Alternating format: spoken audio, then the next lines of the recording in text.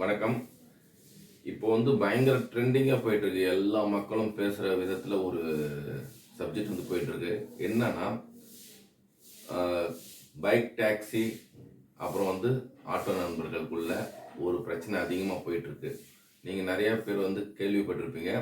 இப்ப ஆட்டோ டிரைவர்ஸ்லாம் சேர்ந்து ஒரு சில பிரச்சனைகள் பண்ணிட்டு இருக்காங்க. என்னன்னா, இந்த பைக் டாக்ஸின்றது இருக்கக்கூடாது.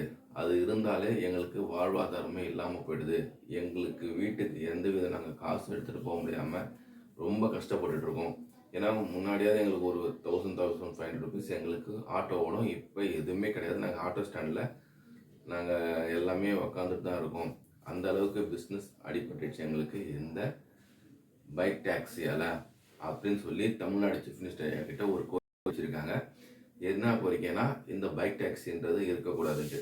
இப்ப மக்கள் தரப்புல நம்ம கேட்கும்போது என்ன சொல்றாங்கன்னா, இந்த பைக் டாக்ஸின்றது இருந்தா எங்களுக்கு ரொம்ப நல்லா இருக்கும் அப்படின்ட்டு மக்கள் தரப்புல எப்படின்னா காலேஜ் பசங்க, ஐடி பீப்புள்ஸ் எல்லாமே இந்த பைக் டாக்ஸி ரொம்ப விரும்புறாங்க. எதுக்காகனா, இப்போ ஒருத்தருக்கு நாங்கள் ஆட்டோவில் போகும்போது ஒரு இடத்துக்கு போகும்போது 80 ரூபா கேட்குற இடத்துல இப்போ நாங்கள் பைக்கில் போகும்போது 40 ரூபா கேட்குறாங்க. அப்போ எங்களுக்கு அமௌண்ட்டு சேவ் ஆகுது. இன்னொன்று நாங்கள் சீக்கிரமும் போயிடுறோம் பைக்கில் போகும்போது அப்படின்ட்டு. பைக் டாக்ஸின்றது எப்படின்னா, ஒருத்தர் ஒர்க் பண்ணி காலேஜ் போயிட்டு அந்த பைக் டாக்ஸி ஓட்டுறாங்க. இன்னொன்று ஏதாவது வேலைக்கு போயிட்டு நைட் ஷிஃப்ட் கூட அந்த பைக் டாக்ஸின்றது ஓட்டுறாங்க. இப்போ வருமானம் ஃபுல்லாக இந்த பைக் டாக்ஸி பக்கம் போகும்போது ஆட்டோவுக்கு அந்த வருமானன்றது ஸ்டாப் ஆகுது. அதனால தான் இந்த ஆட்டோ நண்பர்கள்லாம் சேர்ந்து இப்போ ஸ்ட்ரைக் பண்ணி இந்த பைக் டாக்ஸின்றது இருக்கக்கூடாது, எங்களுக்கு வாழ்வாதாரம் கொடுங்கன்னு சொல்லி தமிழ்நாடு சீஃப் மினிஸ்டர் ஐயா கிட்ட ஒரு கோரிக்கை வச்சுருக்காங்க. இப்போ இவங்க தரப்புலேருந்து எல்லாம் பார்க்கும்போது மக்கள் அதிகமாக எதிர்பார்க்கறது பைக் டாக்ஸி. சரிங்களா? இந்த பைக் டாக்ஸி எதுக்காக எதிர்பார்க்குறாங்கன்னா, அமௌண்ட் கம்மி, கரெக்டான நேரத்துக்கு போயிட்டு சேர்ந்துடுறாங்க. சரிங்களா? இதெல்லாம் பார்க்கும்போது மக்கள் அதிகமாக விரும்புகிறது பைக் டாக்ஸி தான். ஆனால் இவங்க என்ன சொல்கிறாங்க, இந்த பைக் டாக்ஸின்றது ஸ்டாப் பண்ணாதான் நாங்கள் நல்லபடியாக வாழ முடியும். எங்களுக்கு இந்த ஆட்டோ தவிர வேறு எந்த தொழிலும் எனக்கு தெரியாது. நாங்கள் பல வருஷமாக ஆட்டோ ஓட்டிகிட்ருக்கோம். எங்களுக்கு போயிட்டு இப்போ நாங்கள் ஆட்டோ ஓட்டிட்டு நாங்கள் வேறு ஒர்க்கும் எங்களால் பண்ண முடியாது. இப்போ தமிழ்நாடு சீஃப் மினிஸ்டர் ஐயா நீங்கள் தான் இதுக்கு ஒரு நல்ல முடிவு எடுக்கணும்னு சொல்லி அவர்கிட்ட ஒரு கோரிக்கை கொடுத்துருக்காங்க.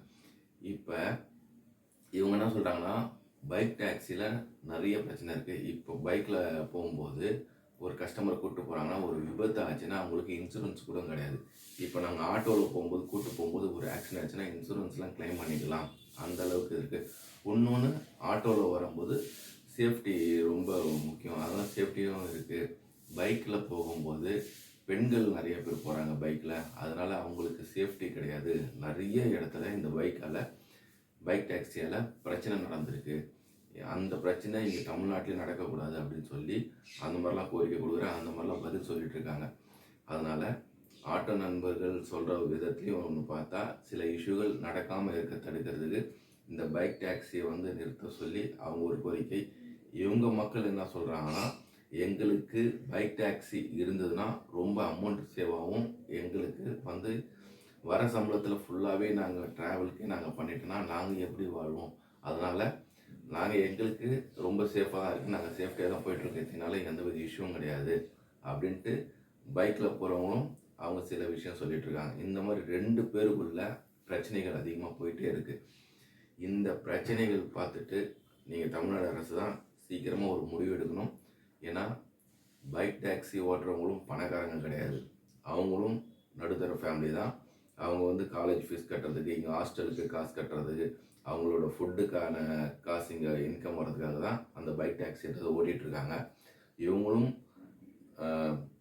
நடுத்தர ஃபேமிலி தான். பைக் டாக்ஸி இருக்கிறவங்களும், இந்த ஆட்டோ ஓட்டுறவங்களும் அவங்களும் பணக்காரங்க கிடையாது. அவங்களும் நடுத்தர ஃபேமிலி தான்.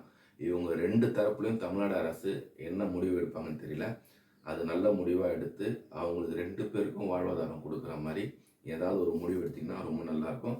ஏன்னா மக்கள் எதிர்பார்ப்பு பைக்குக்கு அதிகமாக இருக்குது.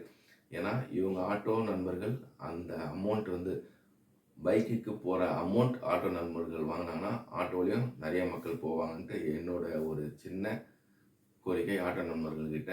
நீங்கள் சங்கத்தில் முடிவு பண்ணி எப்படி அமௌண்ட்டு சார்ஜ் பண்ணணும், சிங்கிள் ஒருத்தர் வந்தாங்கன்னா அவங்களுக்கு எப்படி சார்ஜ் பண்ணணும்னு சொல்லி நீங்கள் ஆட்டோ நண்பர்கள்லாம் பேசி நீங்கள் முடிவு எடுத்திங்கன்னா நல்லாயிருக்கும்.